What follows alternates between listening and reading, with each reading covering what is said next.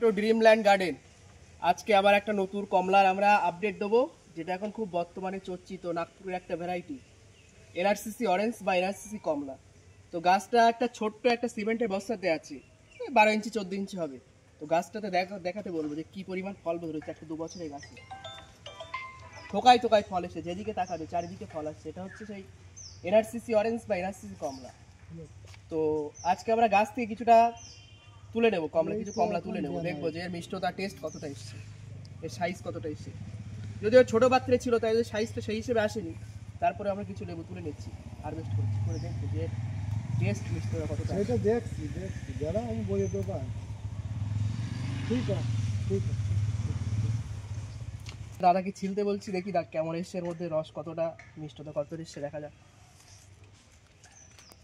খুব কোনো কিছু নেই, পরিষ্কার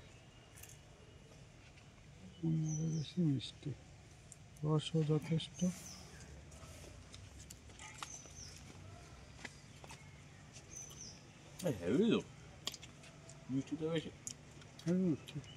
প্রচুর মিষ্টি।